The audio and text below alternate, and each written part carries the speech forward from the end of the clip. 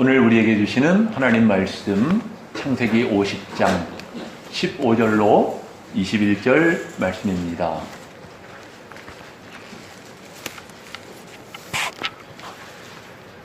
우리 한 절씩 교독하시겠어요? 요셉의 형제들이 그들의 아버지가 죽었음을 보고 말하되 요셉이 혹시 우리를 미워하여 우리가 그에게 행한 모든 악을 다 갚지나 아니할까 하고 요셉에게 말을 전하여 이르되 당신의 아버지가 돌아가시기 전에 명령하여 이르시기를 너희는 이같이 요셉에게 이르라 내 형들이 내게 악을 행하였을지라도 이제 바라건대 그들의 허물과 죄를 용서하라 하셨나니 당신 아버지의 하나님의 종들인 우리 죄를 이제 용서하소서 하매 요셉이 그들이 그에게 하는 말을 들을 때에 울었더라. 그의 형들이 또 친히 와서 요셉의 앞에 엎드려 이르되 우리는 당신의 종들이 아니라. 요셉이 그들에게 이르되 두려워하지 마소서 내가 하나님을 대신하리이까. 당신들은 나를 대하였으나 하나님은 그것을 선으로 바꾸사 오늘과 같이 많은 세상의 생명을 구원하게 하시려 하셨나이다. 다 같이 당신들은 두려워하지 마소서 내가 당신들과 당신들의 자녀를 기르리이다 하고 그들을 간곡한 말로 위로하였더라. 아멘. 성경에서 가장 감동적인 내용 가운데 하나가 바로 요셉 이야기죠. 요셉 이야기는 창세기 37장으로부터 50장까지 14장에 걸쳐 기록되어 있는데요. 특히 창세기의 마지막을 장식한 인물이 요셉입니다. 참 이 요셉 읽을 때마다 감동이 되고 또 우리에게 참 읽을 때마다 눈물을 뿌리게 하는 그런 인물이라고 하는 것을 깨닫게 되는데요. 제가 한번 그 원을 가지고 요셉의 일생을 한번 이 원 속에 표시를 좀 해봤는데요. 여러분들 요셉이라고 하는 인물은요, 그의 가정사, 또 그의 개인사부터 가정사, 민족사, 하나님의 구원 역사까지 총체적으로 요셉의 일생에 나타나고 있다는 것이죠. 그러면서 요셉이 걸어간 길을 보면은요, 하나님께로부터 비전을 받고 그 비전에 따라서 이제 고난도 받고 그리고 이제 극적인 반전을 경험하게 되고 나아가 일을 처리하는 경륜을 가지고 참 지혜롭게 일을 처리하는 것을 볼 수가 있어요. 이 과정 속에서 요셉에게 일어난 일들이 어떤 것이었는가를 하나씩 살펴보면은요. 먼저 아버지가 요셉을 이제 편애함으로 말미암아 형제들 간의 불화가 발생을 했죠. 요셉을 미워하는 일이 일어났어요. 그러면서도 하나님은 요셉에게 비전을 주셨고 그 비전이 이루어지는 성취의 과정을 거치게 하셨다는 것입니다. 그리고 이 과정 속에 그에게 고난이 찾아왔고 그리고 고난 속에 그는 인내했다라고 하는 것이지요. 특히 이제 그 과정 속에서 하나님 앞에 어떻게 믿음을 지켰고 어떻게 거룩함을 유지했는가 하는 것을 찾아볼 수가 있어요. 뿐만 아니라 아버지의 편애로 인한 불화가 발생을 했는데 결국 이것이 나중에 용서와 화해로 이루어지게 됐다는 것입니다. 그리고 이 과정 속에서 요셉의 지혜와 또 성숙함을 발견하게 되는 거예요. 뿐만 아니라 형들의 입장에서는 그들이 지은 죄에 대한 보응이 나타나고 있고요. 그 궁극적으로는 헤어졌던 이산 가족이 상봉하는 감격적인 장면이 기록되어 있어요. 제가 한번 이렇게 요셉의 일생을 그림으로 표현을 해봤는데요. 여러분들 이렇게 해놓고 보면 정말 요셉의 일생은요, 우리 신앙의 만물상 또 백과사전과 같은 총체적인 이 롤 모델을 보여주고 있는 이 존재가 바로 요셉이라고 하는 사실입니다. 특히 요셉 이야기에서 우리는 요셉 한 개인을 향한 하나님의 뜻과 섭리는 어떠했는가, 또 그가 현실적인 어려움을 만났을 때 거기에 어떻게 그것을 이해하고 반응했는가, 또 그의 신앙 자세가 하나님의 뜻을 이루는데 어떤 역할을 했는가 하는 것들을 우리가 요셉 이야기에서 발견하게 된다는 것입니다. 오늘 본문은요, 요즘 말로 말하면 요셉의 인성을 보여주고 있고요. 신앙으로 말하면은 요셉의 영성, 그리고 하나님 앞에서 이야기한다면 요셉의 신앙 고백을 나타내고 있는 말씀이다. 이렇게 볼 수가 있어요. 여러분들이 요셉 가정의 근간이라고 할 수 있는 아버지 야곱이 이제 세상을 떠나게 됐습니다. 하나님의 부르심을 받았어요. 아버지가 돌아가시자 이제 요셉의 형들은 불안에 휩싸이게 됐어요. 야, 이제 아버지가 돌아가셨는데 요셉이 벼르다가 드디어 때가 왔다 하고 그 오래전 일로 인해서 우리에게 복수하지 않겠는가, 보복하지 않겠는가, 이런 두려움이 몰려오게 된 것입니다. 그래서 오늘 말씀을 보면 그들이 말을 전했다 그랬거든요. 자기들이 직접 이야기하지는 못하고 사람을 통해서 요셉에게 말이 들어가게 했다는 얘기죠. 아버지가 살아계실 때 돌아가시기 전에 유언을 남겼는데 아버지가 유언하시기를 형들이 죄를 악을 행하였을지라도 너그럽게 용서하라 하셨나이다. 그렇게 해서라도 요셉의 마음을 좀 누그러뜨리려고 했다는 거예요. 얼마나 노심초사했겠습니까, 형들이. 그래도 마음이 불안하니까 형들이 서로 모여서 의논을 하다가 이제 다 요셉에게 몰려왔어요. 그리고 그들 앞에 다 형들이 일제히 절하면서 우리는 당신의 종들이니이다 이러는 거예요. 거기 지금 요셉보다 한참 아버지 뻘 되는 나이 많은 형님들도 거기 있었단 말이에요. 근데 요셉에게 절을 하고 그러고 있으니 여러분들 요셉의 마음이 얼마나 민망하고 참담했을까요? 오늘 말씀을 보면 요셉이 울었다고 그랬거든요. 요셉이 왜 울었을까요? 그 오래전 죄로 인해서 아직도 두려움을 느끼고 있는 그런 형들의 모습이 너무나 안쓰러웠던 거죠. 또 지난날 요셉이 진정으로 형들을 용서했는데 이것을 믿지 못하고 지금도 역시 의심하고 있는, 불안에 떨고 있는 형들이 안타까웠던 거예요. 형들이 이렇게 와서 당신의 종들이다 그러니까 형들에게 요셉이 드디어 입을 엽니다. 형님들, 두려워하지 마세요. 내가 하나님을 대신하겠습니까? 당신들은 나를 해하려고 했지만 하나님은 그것을 선으로 바꾸셔서 오늘날과 같이 만민의 생명을 구원하지 않았습니까? 형님들, 걱정하지 마세요. 내가 형님들과 형님들의 자녀들을 다 기를 것입니다. 책임질 것입니다. 하면서 간곡한 말로 위로하였더라. 이게 오늘 본문의 끝이에요.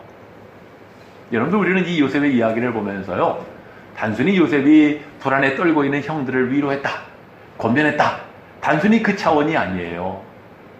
바로 이제 하나님의 주권을 인정하고 모든 것을 합하여 선을 이루시는 하나님을 깨닫고 감사하고 찬양하는 모습을 발견하게 되는 것입니다.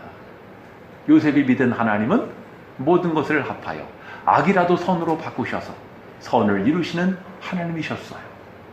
그래서 바울이 로마서 8장 28절에서 그렇게 질문하잖아요.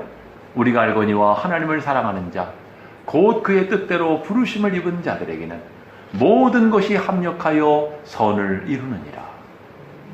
당장 우리의 눈에 보이기에는 망하는 것 같고 안 되는 것 같고 그렇지만 하나님은 그것들도 하나님의 선을 이루게 하신다는 것이죠. 따라서 오늘 이 요셉의 일생을 좀 우리가 살펴보려고 하는데요.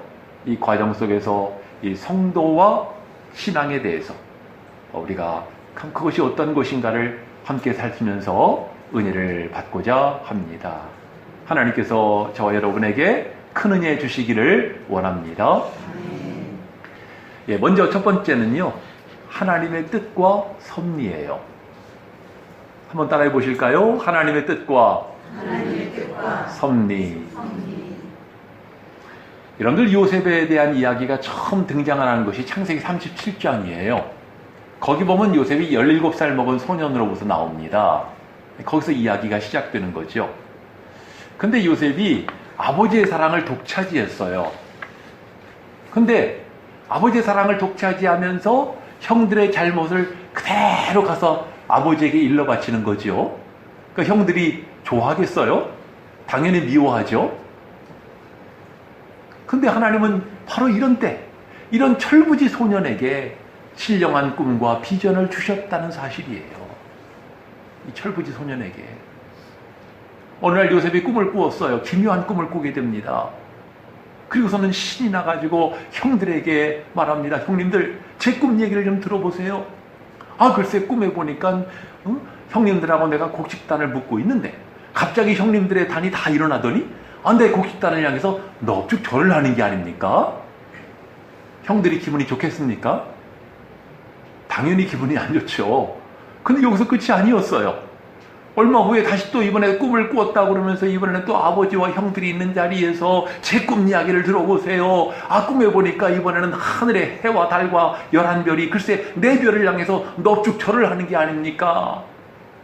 아버지와 형들이 기분이 좋겠습니까? 아버지가 꾸짖었다고 돼 있어요.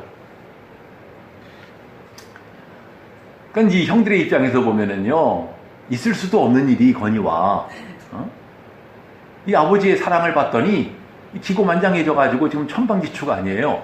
앞뒤 분간 못하고. 그래서 성경을 보면 이 꿈으로 인하여 형들이 요셉을 더욱 미워하게 되었더라 그랬어요. 미워하게 되었더라. 여러분들, 하나님께서는 처음부터 요셉에게 뜻을 두셨습니다. 뜻을 갖고 계셨어요. 그리고 요셉이 꾼 꿈은 장차 요셉에게 이루어질 일을 보여주신 거지요. 예레미야 1장 5절을 보면은요, 하나님이 예레미야를 선지자로 부르시면서 이런 말씀을 하세요. 내가 너를 모태에 짓기 전에 알았고, 내가 태에서 나오기 전에 너를 성별하였고, 너를 여러 나라의 선지자로 세웠노라. 근데 예레미야만이 아니고 지금 요셉에게도 적용되는 이야기잖아요. 모태에 짓기 전에 하나님은 요셉을 아르셨던 겁니다.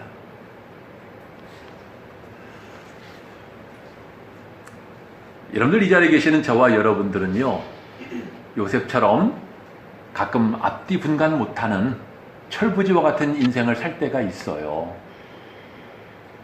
그럼에도 하나님께서는 그런 여러분과 저를 구별하여 택하셨고 하나님의 자녀로, 백성으로 삼으신 것을 믿으시기 바랍니다.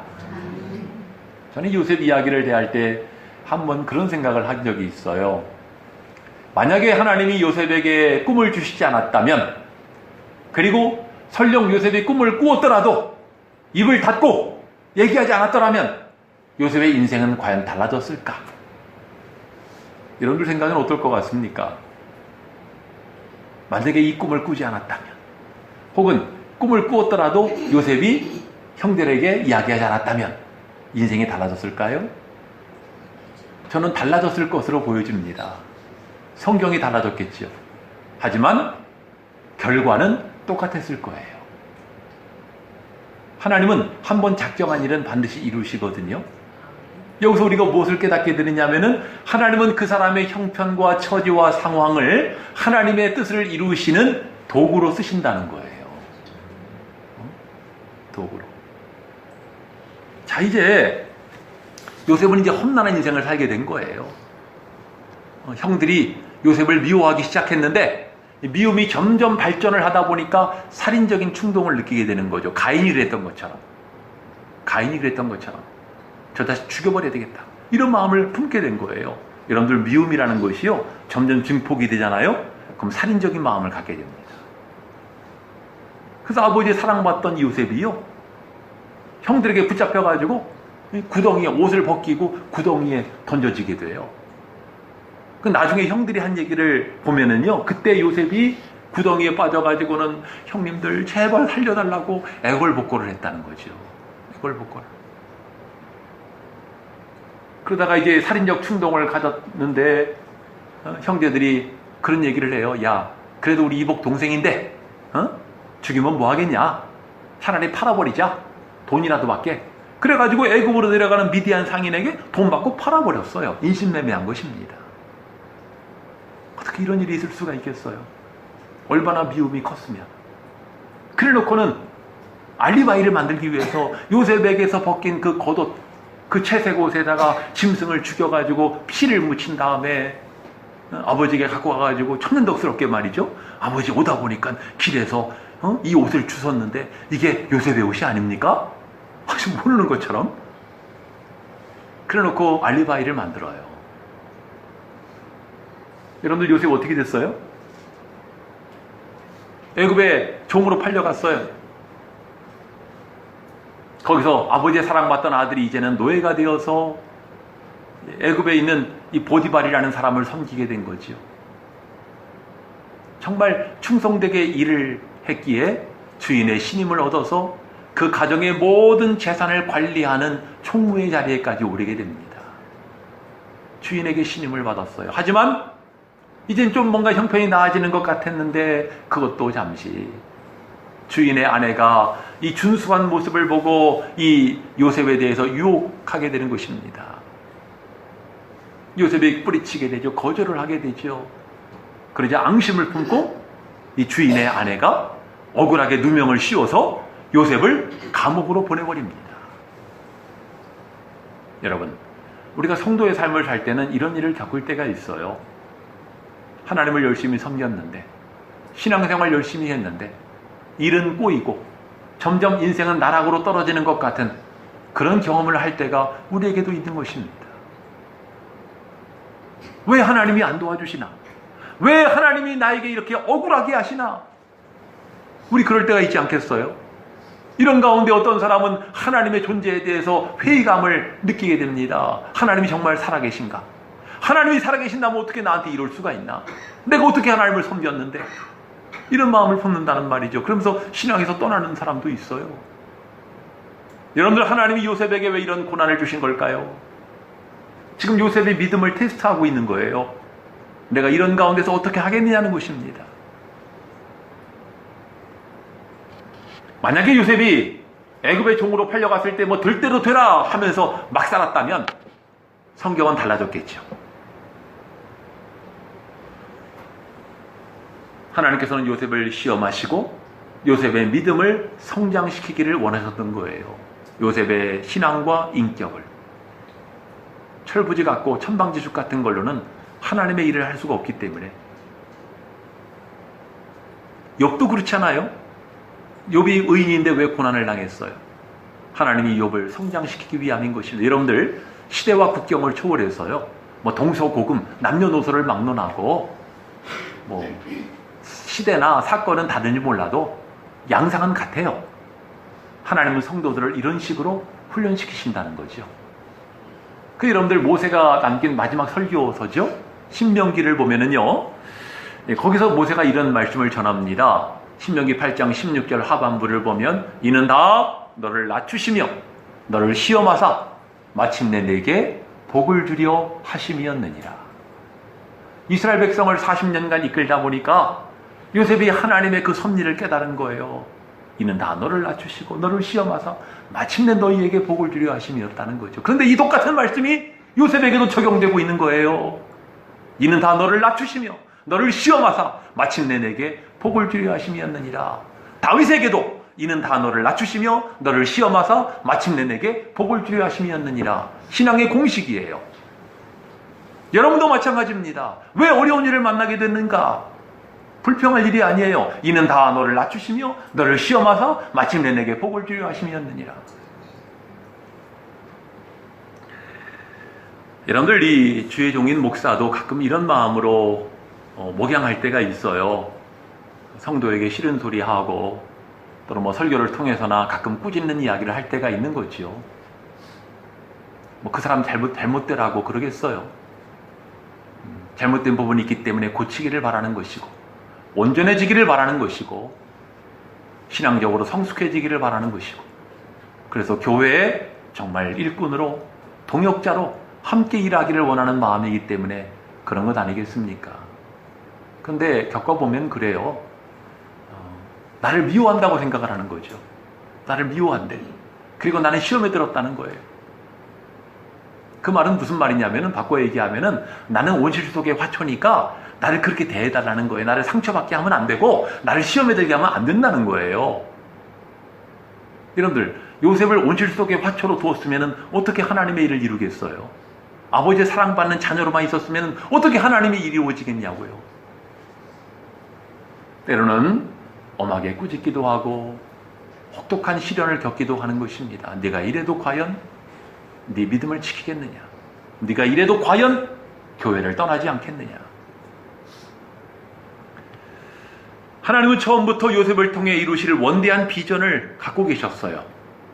요셉이 겪은 그 많은 인생의 역경들, 이것은요, 하나님의 원대한 꿈을 이루시기 위한 과정이었던 것입니다. 여러분들, 하나님이 갖고 계시는 원대한 비전이 뭐예요? 요셉 한 개인만이 아니고 그의 가족, 다시 말하면 그의 종족, 그리고 그 시대에 수많은 민족들이 살고 있었는데 그 민족들을 살리시기 위한 구원자로 그를 쓰시기를 원하셨던 겁니다. 구원자로. 그래서 요셉은 예수님의 모형적인 존재이기도 해요. 더 중요한 것은요, 그 옛날 하나님이 아브라함과 언약을 맺으셨거든요. 근데 무슨 언약을 맺으셨냐면, 훗날 내 자손이 이방에서 객이 되어 그들을 섬기게 될 것이다. 그러려면 아브라함 자손들이 이방 나라로 가야 되는 거예요. 근데 그 일을 위해서 요셉이 아주 중요한 가교의 역할을 하게 된 거예요. 온 땅에 기근이 임하면서 요셉으로 인해서 요셉의 가족들이 가나안 땅에서 애굽으로 이주하게 되잖아요. 하나님의 언약을 이루는 중요한 가교로서의 역할을 한 사람이 요셉이에요. 사랑하는 여러분들, 이 자리에 있는 저나 여러분들이 요셉처럼 무슨 기묘한 꿈을 꾸지 못하고 무슨 신령한 비전을 보지 못한다 하더라도 하나님께서는 여러분 각자에게 이루실 뜻과 계획이 있는 것을 믿으시기 바랍니다. 중요한 것은 우리가 하나님을 가까이 하면서 나를 향한 계획이 무엇인지, 나를 통해 이루시고자 하시는 것이 무엇인지를 깨닫는 거예요. 이걸 깨닫고 이걸 위해 사는 사람은 행복한 사람인 거예요. 인생의 목적대로 사는 거니까. 두 번째는요, 성도의 처신입니다. 성도의 처신. 여러분들, 요셉은요, 어느 날 갑자기 생각도 못한 재앙을 만나게 된 거예요. 아버지가 요셉에게 너 가서 형들 안부 좀 살피고 오너라 심부름을 보낸 거 아니에요. 요셉이 이제 아버지를 떠나서 형들에게 가겠다고 인사하고 떠났을 거 아니에요. 근데 그게 마지막이 됐어요. 그게 마지막으로 보는 아버지 얼굴. 앞으로 이제 수십 년 후에나 다시 보게 되는 얼굴이 되고 만 거예요. 우리나라도 6.25 전쟁 때 피난 온 사람들이 그런 사람이 많더라고요. 아버지 어디 좀 잠깐 갔다 올게요. 그게 마지막이야. 어머니 잠깐 친구집 좀 갔다 올게요. 그게 마지막이야. 거기서 영원히 헤어진 거예요. 생이별을 해버린 거예요. 여러분 6.25 때 얘기할 필요 없어요. 오늘날도 그래요. 직장 갔다 온다고 출근하고 학교 갔다 온다고 등교하고 그게 마지막이 되는 경우도 있어요. 사람이라고 하는 존재는요, 언제 어디서 어떤 일을 만날지 아무도 예측 못합니다. 죄송한 말이지만 세월호에 탔다가 죽은 학생들, 그들도 그러지 않았겠어요? 여행 갔다 오겠다고 한 게 마지막이었어요. 중요한 것은요, 이 생각도 못한 고난의 현실을 직면했을 때 어떤 반응을 보이느냐 하는 거예요. 현실을 부정하고 막 절망하고 비관하고 낙심하고 있을 거냐, 아니면 그런 주어진 현실 속에 최선을 다하고 성실하게 하면서 하나님을 바라볼 거냐, 또는 주어진 현실 속에 하나님을 원망하면서 신앙을 버릴 거냐, 아니면 이런 위기 가운데서도 다 하나님을 신뢰하고 신앙을 돈독하게 하면서 하나님을 향한 믿음을 확고히 할 것이냐. 선택은 여러분의 몫입니다. 중요한 것은요, 사람의 신앙이라고 하는 것은요, 위기를 만나봐야 그 신앙이 진짜인지 가짜인지가 드러나는 것입니다. 위기를 만나기 전까지는 몰라요. 좋을 때는 다 믿음 좋죠. 정말 위기를 만나보세요. 거기서 정말 내 신앙이 어떤 신앙인지가 드러나게 되는 것입니다. 전에요, 사람이 급작스런 죽음을 맞이할 때 어떻게 받아들이는가 하는 흥미로운 연구 결과가 발표된 적이 있어요. 급작스러운 죽음을 어떻게 받아들이는가. 이 연구는요, 스위스의 여성 정신과 의사인 엘리자베스 퀴블러 로스라고 하는 여성이 조사한 건데요. 이 여성이요, 시한부 판정을 받은 500명의 환자들을 상담을 하게 됩니다. 근데 상담을 하는 과정에서 이 500명의 시한부 환자들에게 공통적인 죽음에 이르는 5단계가 있음을 발견하게 됐어요. 이것을 이제 학계에 보고를 했는데요. 오늘날 많은 사람들이 다 이제 알게 된 이야기죠. 근데 이 사람의 얘기에 의하면은 이 시한부 판정을 받은 환자 본인만이 아니고 그를 사랑하는 주변의 가족들도 똑같은 과정을 겪는다는 거죠. 그 5단계가 뭐냐면 첫 번째는 부정이에요. denial. 내가 왜 죽어? 뭔가 잘못된 거야. 착오가 있었을 거야. 뭔가 결과가 잘못된 거야. 하고 이 죽음을 인정하지 않는 겁니다. 우리 사람에게는 죽음이 생소합니다. 한 번도 죽어보지 않았기 때문에. 그리고 잠재적으로 불멸의 의식을 갖고 있어요. 나는 죽지 않을 거다라고 하는 그런 의식이 있을 수가 있는 겁니다. 그리고 나에게는 나쁜 일이 생기지 않을 거라고 하는 근거 없는 낙관론에 사로잡힌다는 거죠. 그러다 보니까 죽음을 인정하지 않는다는 거죠. 내가 왜 죽어? 난 안 죽어. 한다는 거예요. 두 번째 단계는 분노예요. anger. 이제 죽음이 정해진 것이고 자기에게 필연적으로 다가온다는 사실을 깨닫게 되면 그 다음 분노를 느끼기 시작합니다. 격분을 해요. 질투합니다. 자기 주변 사람들, 가족들에 대해서 분노를 표출하고 의료진에 대해서 분노를 표출하고 신에게 대해 분노를 표출한다는 거예요. 왜 하필 납니까? 왜 내가 죽어야 됩니까? 하고 분노를 표출한다는 거죠. 자기의 환자의 감정이 그대로 투사가 되는 거죠. 그 다음 단계가 이제 분노를 표출하게 되다가 세 번째 단계가 이제 바기닝, 흥정이에요. 흥정. 바겐세일 할 때 그 바기닝입니다. 흥정. 내 죽음을 연기시켜달라는 거예요. 내가 중요한 일을 앞두고 있다는 거예요. 내 자녀가 결혼을 해야 된다는 거야. 우리 집에는 이제 곧 태어날 아기도 있다는 거예요. 아기가 태어날 때까지만이라도 내 생명을 연장시켜달라고 흥정을 하는 거예요. 흥정. 그리고 네 번째 단계가 우울, 디프레션. 우울. 이제 아무리 내가 용을 써도 죽음을 연기시킬 수 없다는 사실을 깨닫게 되면은 급속도로 우울감에 빠지게 돼요. 그러면서 말수가 적어지게 되고 사람을 만나는 것도 싫어한다는 거죠. 혼자 그냥 고통을 받고 혼자 고뇌하는 것입니다. 자기의 죽음에 대해서 애도하는 시간을 갖는다는 거죠. 그리고 마지막 단계가 수용, acceptance. 지금 이 자신에 대한 애도의 단계가 끝났으면 앞에 4가지 단계를 거쳐왔으면은 이제는 죽음에 대해서 준비하는 자세를 갖는다는 거예요. 이때는 마음이 평화롭게 되고 죽음에 대해 초연한 자세를 갖게 된다는 것이죠. 이 죽음에 이르는 5단계인데요. 이 퀴블러 로스 박사가 이 견해를 발표를 했고 수많은 사람들이 지금도 여기에 공감을 하고 있어요. 우리 신앙인도 예외는 아니에요. 여러분들 죽음 앞에서 두렵지 않은 사람이 누가 있겠어요?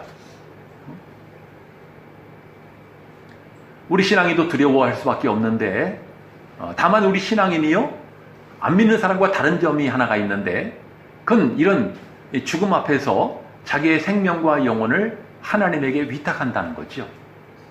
동시에 내세를 위해서 준비하는 시간을 갖는다는 것입니다. 그런데도 우리 신앙인 가운데에는 이 같지 않은 사람도 있어요. 끝까지 분노의 감정을 가지고 내가 그동안 하나님을 어떻게 섬겨왔는데 나한테 이럴 수가 있느냐. 나는 이제 하나님 믿는 거 포기한다. 나는 하나님 없다.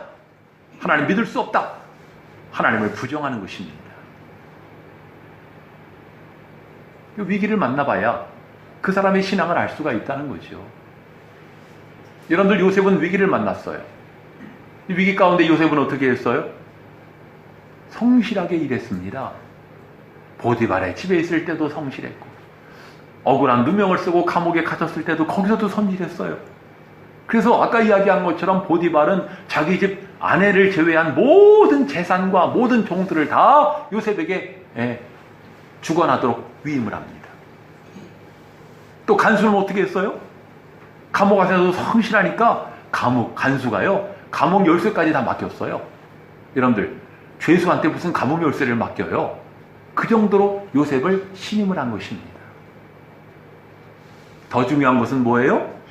요셉은 언제 어디서나 내가 하나님 앞에 살고 있다는 것을 잊지 않았다는 거예요. 하나님 앞에서 이 말이 라틴어로 코람데오라고 하는데, 하나님 앞에서 비록 자기가 노예지만, 죄수지만 나는 하나님 앞에 살고 있다는 것을 잊어버린 적이 없어요. 그래서 여러분들, 이 보디발의 아내가 자기를 유혹할 때 뭐라고 말합니까?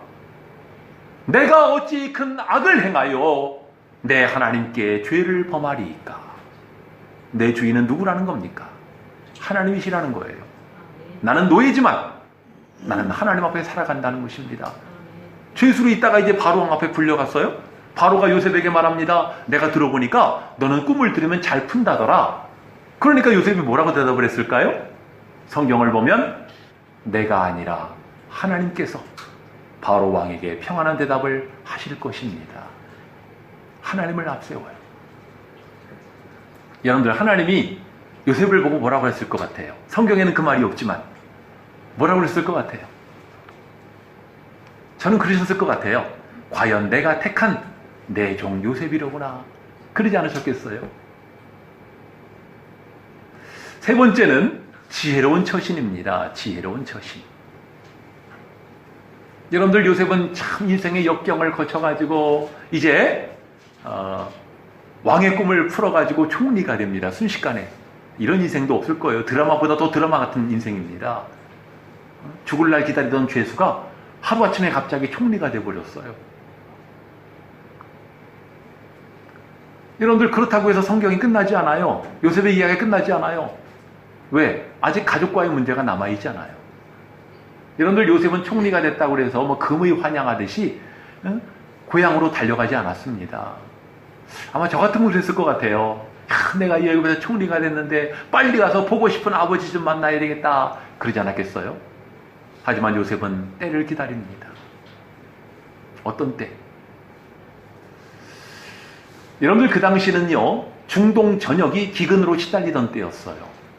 그러니까 많은 민족들이 다 애굽으로 오지 않을 수가 없어요. 수많은 민족 사람들이 먹고 살기 위해서, 양식을 사기 위해서 애굽으로 왔거든요.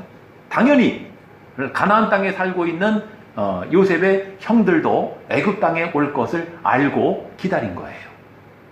드디어 기근이 심해지면서 요셉의 형들이 이제 애굽 땅으로 옵니다. 요셉 앞에 서게 됐어요. 이 형들은 요셉을 알아보지 못해요.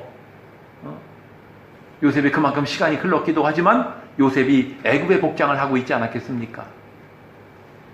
하지만 요셉은 대번에 알아봅니다. 그래서 형들을 궁지로 몰고 가는 거죠.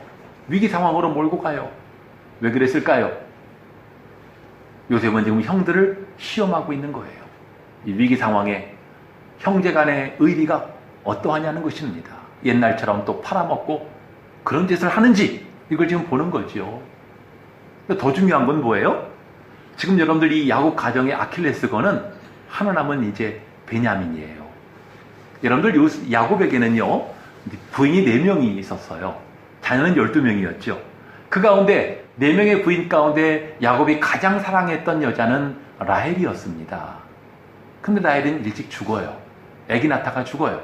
그 라헬이 남긴 자식은 둘이에요. 요셉과 베냐민. 근데 아버지 야곱의 입장에서 보면 요셉은 죽었어요. 오래전에. 이제 사랑하는 아내가 남긴 유일한 자식이 베냐민이거든요. 막내예요. 베냐민은 또. 그러니까 이 가정의 아킬레스건은 베냐민인 것을 알고 요셉이 베냐민으로 문제를 끌고 갑니다.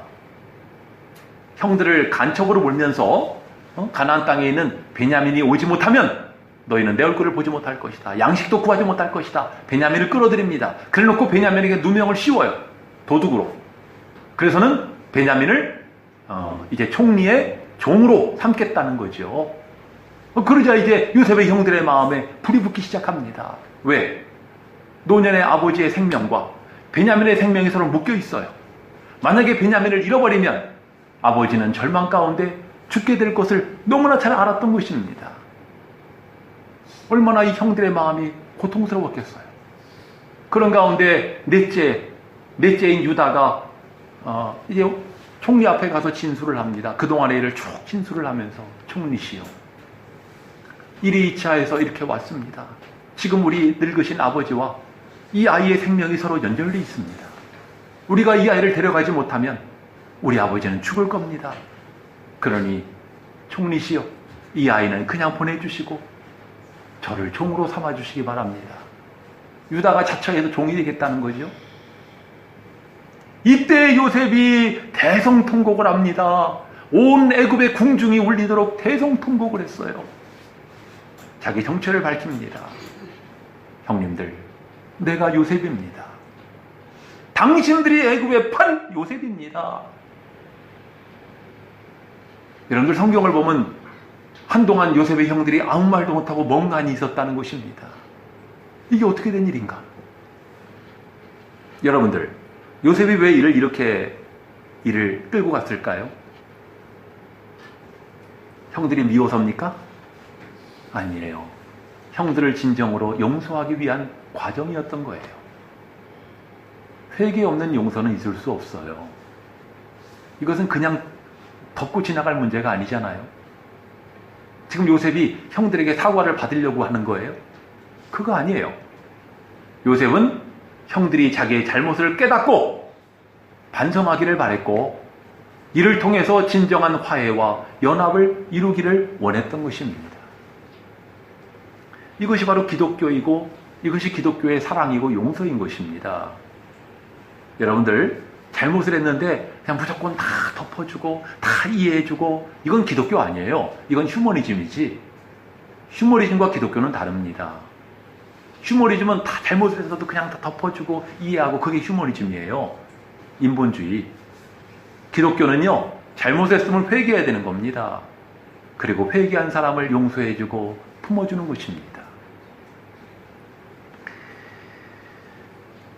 여러분들, 이처럼 요셉의 지혜로운 처신은 앙금을 남기지 않고 진정한 형제간의 화해와 연합을 이끌어낸 것입니다. 그럼에도 불구하고 시간이 흐르고 아버지가 돌아가시자 형들이 불안에 떨면서 요셉에게 절을 하고 종들이라고 그러고, 요셉이 너무나 참담한 마음에 형들을 위로하고, 그게 오늘 본문의 내용 아닙니까? 그러니까 요셉의 지혜는 하나님이 주신 지혜였던 것입니다. 하나님이 이렇게 일을 처리하는 요셉을 보시면서 뭐라고 하셨을까요? 과연 내 종 요셉이 내 마음을 갖고 일을 하고 있구나, 그러지 않으셨겠어요? 요셉이 일을 처리하는 것을 보면요, 마치 하나님이 처리하는 것과 아주 유사합니다. 중요한 사실은 이러한 진정한 화해와 연합이 있었기 때문에 이스라엘의 뿌리와 같은, 기초와 같은 12지파가 세워지게 된 것입니다. 이 과정이 없었다면요, 이스라엘은 11지파로 끝나고 말았을 거예요. 사랑하는 여러분들, 이 시간 우리는 성도와 신앙이라는 제목으로 말씀을 당부했어요. 하나님은 어떻게 일하시는가? 하나님은 한 사람에게 비전을 주시고 그 비전을 이루시기 위하여 그를 연단하시는 분이신 것을 깨달았습니다. 특히 요셉이 깨달은 하나님, 믿은 하나님은 모든 것을 합하여 선을 이루시는 하나님, 하나님의 주권을 인정하고 또 하나님 앞에 감사와 찬양과 영광을 돌린 것이지요. 두 번째는 성도의 처신이었어요. 위기를 만났을 때 어떻게 처신하느냐? 절망하고 낙담하고 주저앉아 있느냐? 아니면 성실하게 그 현실을 대처하면서 하나님을 바라보고 믿음을 확고히 하느냐? 사랑하는 여러분들, 우리도 세상 살아가다 보면 위기를 만날 때가 있지 않습니까? 그럴 때 여러분들이 처한 상황 속에서 최선을 다하시기 바라고, 하나님을 향한 여러분들의 믿음을 확고히 하시기 바랍니다. 세 번째가 지혜로운 처신이었죠. 요셉의 처신은 형들을 용서하기 위한 과정이었다고 그랬어요.